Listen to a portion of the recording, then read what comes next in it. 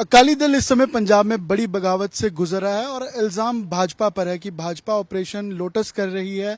जालंधर में मीटिंग हुई, उसके पीछे आरएसएस या भाजपा है जो एसजीपीसी और अकाली दल को सीधे तौर पर हथियाना चाहता है। भाजपा प्रधान अध्यक्ष पंजाब के सुनील जाखड़ इस समय हमारे साथ है। सर, बीजेपी ने ऑपरेशन लोटस किया है, ये इल्जाम लगा रहे हैं और इस पर क्या कारण क्या मांगते हैं? क्योंकि अकाली दल कह रहा है ये प्योरिफिकेशन है अकाली दल का, जो नकली आरएसएस वाला अकाली दल बनने जा रहा है उससे कहीं ना कहीं वो बच जाएंगे। देखिए, ऑपरेशन पंजाब की जनता ने किया है।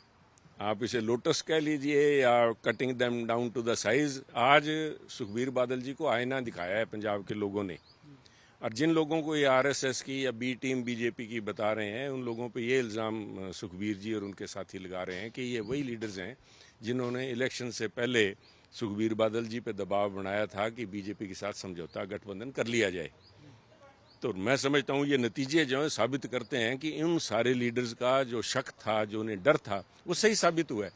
बिना बीजेपी के सुखबीर बादल जी के नेतृत्व में अकाली दल सिर्फ एक सीट पे सिमट के रह गया। अगर आज सुखबीर बादल आज भी इनके ऊपर इल्जाम लगाते हैं तो मैं समझता हूँ सच्चाई से इनकार कर रहे हैं, मानने से इनकार कर रहे हैं सच्चाई को। सच्चाई ये है कि सुखबीर बादल जी बिना बीजेपी के आज सिर्फ एक सीट पे सिमट है, और इसी तरह अगर उन्होंने अपनी कमजोरियों को ना आकलन किया, इसी तरह दूसरों के ऊपर छींटाकशी करते रहे तो एक सीट से भी जाएंगे, 13% से ये जाएंगे 0% के ऊपर। इनका हाल भी वही हो सकता है जो इनके साथी हैं, सहयोगी हैं, जो इनके धर्म भाई हैं क्रॉस द बॉर्डर हरियाणा में। इनेलो ले लीजिए, जेजेपी ले लीजिए, आज कहाँ थे और कहाँ पहुँच गए। तो मैं समझता हूँ सुखबीर बादल जी को चाहिए कि अपना अंदर झांक के देखें, उन कमजोरियों का आकलन करें और सच्चाई को स्वीकार करें, क्योंकि बीजेपी तो वही है कल तक जिसे अपना वो अंतरंग साथ बताया करते थे। अकाली दल और बीजेपी का आपस में नाखून और मांस का जैसे रिश्ता है, पंजाबी में जैसे कहावत है, नू मांसदार साडा रिश्ता है, उस रिश्ता पंजाबी ये बीजेपी तो वही है साहब। ये वही बीजेपी है जिसके ऊपर इन्होंने कसीदे कसे थे। ये वही बीजेपी है जिसको इन्होंने सम्मान पत्र मोदी जी को दिया था जब करतारपुर कॉरिडोर खोला गया। ये वही बीजेपी है जिसकी सरकार में मोदी जी के चलते हुए जो ब्लैक लिस्ट थी उसको ख़त्म किया गया, ऑलमोस्ट वर्चुअली फिनिश कर दिया गया। ये वही बीजेपी है जिसने गुरु तेग बहादुर जी का प्रकाश पर्व लाल किले पे मनाया। कहते हैं कि एसजीपीसी हथियाना चाहते हैं और सिखों पर ये दबाव बनाने। देखिए, सारा जो दबाव बन रहा है सुखबीर जी के ऊपर वो इलेक्शन रिजल्ट्स की वजह से बन रहा है। आप अगर परफॉर्म करते तो ये सारे साथी आपके साथ जुड़े रह जाते।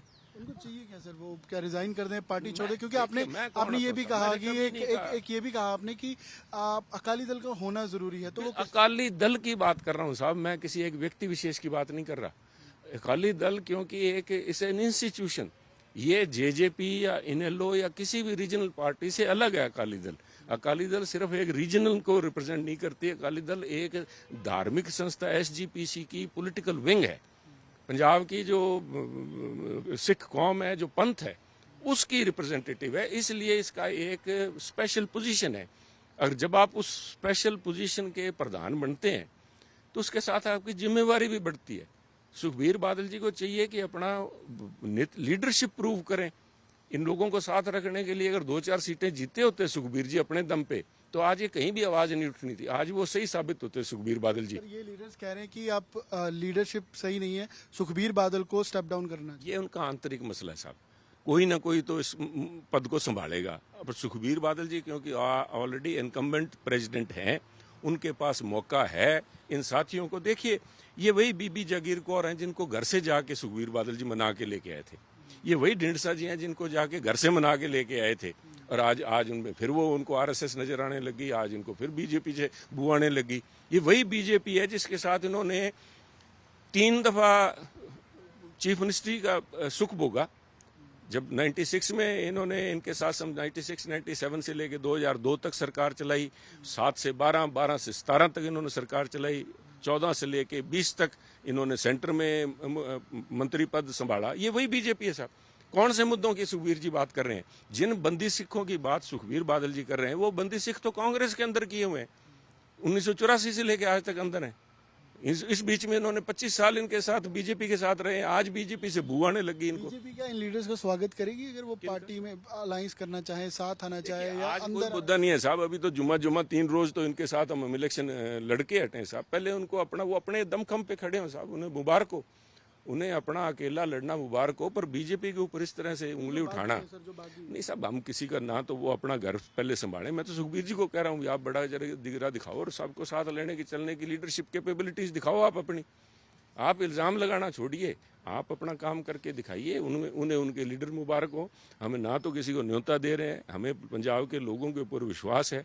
और आज जिस किस्म के हालात पंजाब में बनते जा रहे हैं, आज जो लोग फैसला करेंगे वो पंजाब की यथास्थिति को देख के जिस किस्म के नतीजे आए हैं पंजाब में इलेक्शंस के दौरान, सुखबीर बादल जी को सीटें मिली हैं नहीं मिली हैं इस बात की भी कोई चर्चा नहीं है। आज कांग्रेस को अगर साथ मिल गई, इसके अंदर लोगों को कंफ्यूज करके भी आम आदमी के साथ हैं, आम आदमी पार्टी से अलग हैं, तो लोगों ने बहम में अगर उनको वोट डाल दिया, वो भी चर्चा नहीं है। आज पंजाब के लोगों के मन में एक ही बात है कि जो फैसला खडूर साहब में हुआ है, जो जिस किस्म से फरीदकोट में नतीजे आए हैं और उनके नतीजों के बाद जिस किस्म की आवाज़ें पंजाब में उठने लगी हैं, कोई गिदड़वा सीट के ऊपर से, कोई डेरा बाबा नानक सीट के ऊपर, जहाँ पे इलेक्शन आने वाले अक्टूबर में, मेरे ख्याल में जब हरियाणा के इलेक्शन आएंगे असेंबली के, उनके साथ में ये बाई इलेक्शन भी होंगे, चाहे वो बरनाला की सीट है, इनके ऊपर रेडिकल किस्म के लोगों के जो नाम आ रहे हैं, आज पंजाब का कोई भी व्यक्ति अपने आप को सुरक्षित महसूस नहीं कर रहा।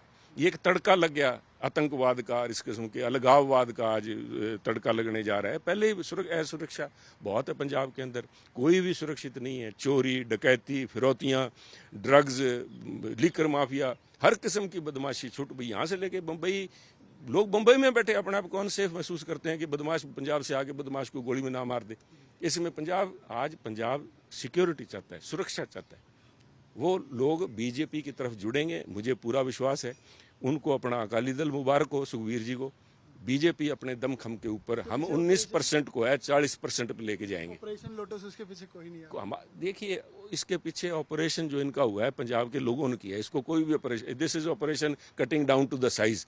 आईना दिखाया सुखबीर बादल जी को, सुखबीर बादल जी आप एक सीट निकाल पाए हो, और वो सीट भी आपने साम दाम दंड भेद सारा इस्तेमाल करके सिर्फ एक अपने परिवार की सीट बचाने के लिए आपने सारी की सारी अकाली दल की सीटों का सौदा कर दिया। चाहे आपने आम आदमी पार्टी से मिलकर सांठ-गांठ की, चाहे आपने कांग्रेस से बैठ के सांठ-गांठ की, पर उनका निशाना सिर्फ एक था कि मेरा परिवार की जो सीट है वो बची रह जाए। दूसरा, सीबीआई ने अरविंद केजरीवाल को अरेस्ट किया है, उस कार्रवाई को कैसे देखते हैं? देखिए, कानून का शिकंजा साहब, ये बहुत बड़ा घोटाला था। आज अगर केजरीवाल साहब ये प्ली ले रहे हैं वहाँ पे सीबीआई के सामने कि मैंने तो लीकर पॉलिसी बनाई ही नहीं, मुझे तो पता ही नहीं था, मेरे पास ये महकमा ही नहीं है, ये तो फैसला deputy chief minister Manish Sisodia ji ने किया है, तो ये और भी मैं समझता हूँ उनके चरित्र के ऊपर it's a very bad reflection.